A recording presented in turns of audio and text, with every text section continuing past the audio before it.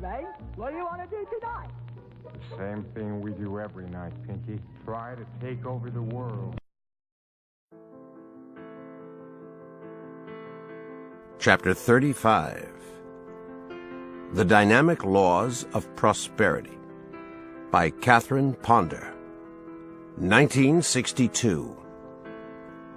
In a nutshell, God does not want you to be poor. Appreciate the universe's abundance and your right to prosperity. Catherine Ponder has always been interested in the issue of spirituality and wealth, and when she became a Unity Church minister, she decided to study the Bible more closely. She learned that the identification of piety with poverty had arisen in the Middle Ages, when the feudal system sought to keep people in their place. In childhood, she'd been given to think that a poor Christian is a good Christian, but nowhere in the Bible did she find evidence for this. The more she read, the more she realized that it was a textbook for prosperity. Teaching prosperity. In 1958, when America was in a recession, members of Ponder's congregation were asking her for guidance on how to get through it. She started giving prosperity classes, teaching that prosperity was first and foremost a state of mind. A mindset of lack could only manifest negative results. Many of her members experienced dramatic turnarounds, unexpected raises, promotions, debts paid. Yet what struck Ponder was how many people wondered whether it was right to seek prosperity. That is, whether it was consistent with spiritual values. Didn't the Bible say you cannot serve God and mammon? Matthew chapter 6, verse 24. Didn't Jesus say, "How hard is it for them to trust in riches to enter the kingdom?" Mark chapter 10, verse 24. Ponder responded to the first question by making a distinction. Mammon is wealth that is worshipped for its own sake. It's wealth without God. Prosperity thinking, on the other hand, puts God first as the source of your supply. She agreed that Jesus had told a wealthy man to go and sell everything he had, but it was because he was still attached to his riches. He did not yet recognize God as the source of his supply. The Dynamic Laws of Prosperity is generally considered to be Ponder's classic work, a carefully and compassionately written compendium of the secrets and techniques of prosperity. The following is a sample of her ideas. Desire plus visualization and affirmation equals success. The brain works in terms of mental images, Ponder writes, and whatever images it has are likely to become reality. You can therefore literally see your way to success. When you create prosperous images from scratch, don't be reasonable. Think big. Project thoughts of increase onto others, and you will find that they do prosper in health and monetary terms. Send positive thoughts to those with whom you're in conflict, and watch them soften their stance. That this could work may at first seem incredible, but is simply an extension of the speaking well of others that you were taught to do as a child. Denouncement has a way of bouncing back on you, but pointing out someone's good points while keeping quiet about their bad is both truthful and prospering. Ponder tells of a man who dared to write out hundreds of times how he wished things to be, rather than fretting about how they appeared at the moment. The man was not deluded, but was simply affirming his good. That is, making firm a desire through the power of speech or writing. Desires are healthy, Ponder says. They're like God knocking on the door of our mind, the means by which we can develop our full potential. You cannot expect to be successful, she adds, when you idly drift in a stream of small events and small expectations. The secret of turning desires into reality is to write them down. You must be specific about what you want and when exactly you would like to achieve it, because the fuel of the imagination is detail. Remember the phrase, "Fortune favors the bold."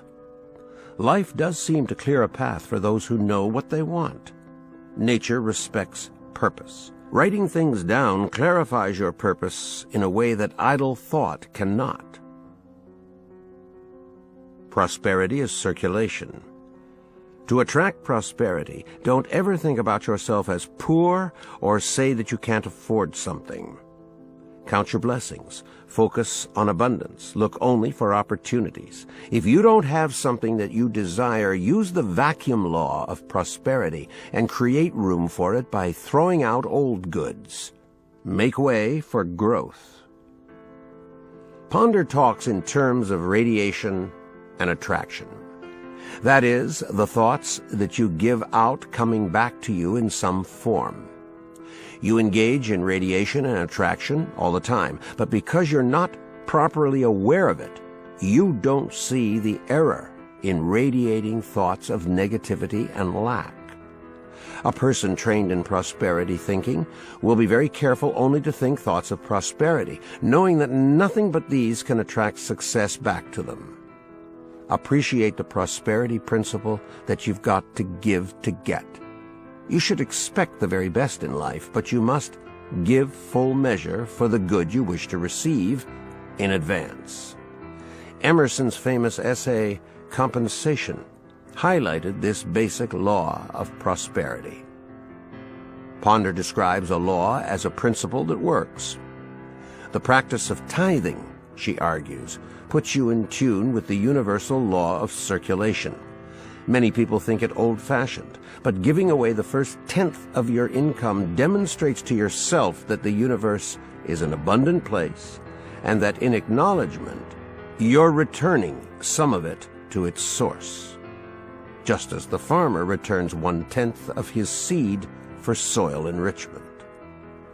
She notes that some of the magnates of the 20th century, John D. Rockefeller and the Heinz, Colgate, and Kraft families, attributed their amazing success to tithing. Between 1855 and 1934, Rockefeller gave away over $500 million, and when asked why, his standard line was, "God gave me my money." Ponder also recalls the words of Moses, "Thou shalt remember Jehovah thy God, for it is he that giveth thee power to get wealth." Deuteronomy chapter 8, verse 18. The key point about tithing is that it's systematic giving, not the ad hoc giving that we normally associate with charity. In systematically giving the first 10% of whatever you earn, you'll discover that the remaining money goes further, and that the universe will want to give back to you systematically. Tithing is much more than dutiful giving to charity. It is also, Ponder points out, an act of personal growth. It does, after all, require courage, by which one evolves into larger giving and larger receiving. How to see money. People often have a funny attitude about money, Ponder says. They are quick to say that money doesn't mean a lot to them, but spend their lives working to get it.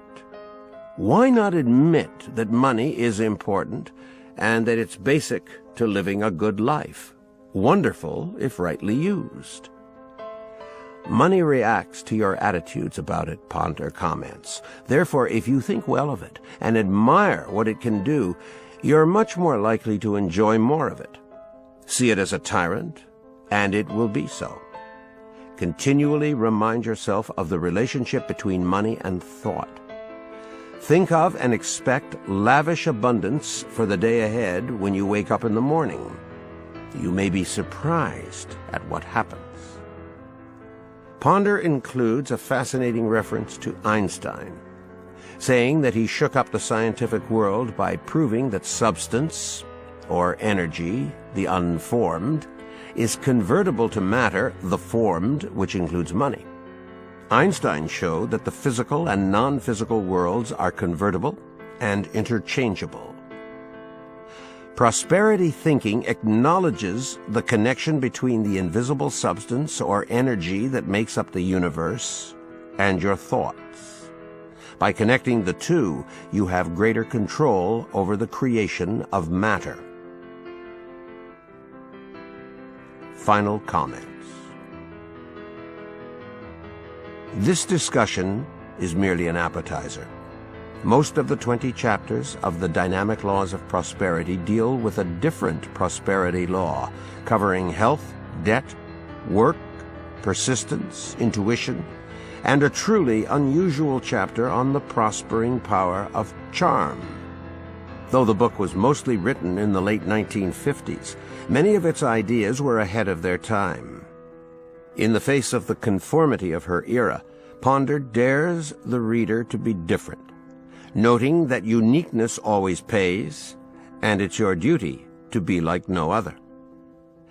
If you're an academic Bible scholar, you may not agree with Ponder's interpretation of biblical stories, but the book is best read for inspiration and for its quiet good sense about thinking prosperously.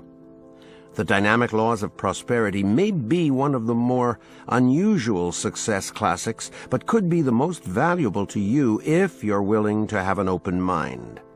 The chapter on overcoming debt may on its own justify the price of the book. Consider it a spiritual complement to the more nuts and bolts books on financial success. Catherine Ponder. Born in 1927, Catherine Ponder studied education and business in North Carolina before being ordained as a non-denominational Unity Church minister in 1958. Her first ministry was in Birmingham, Alabama, followed by Austin, Texas, then San Antonio. In 1973, she moved to Palm Desert, California, where her global ministry continues to this day. Ponder has written 16 books, including The Prosperity Secrets of the Ages, The Dynamic Laws of Healing, The Millionaires of Genesis, The Millionaire Joshua, The Prospering Power of Prayer, and her memoir, A Prosperity Love Story. She has lectured across the United States.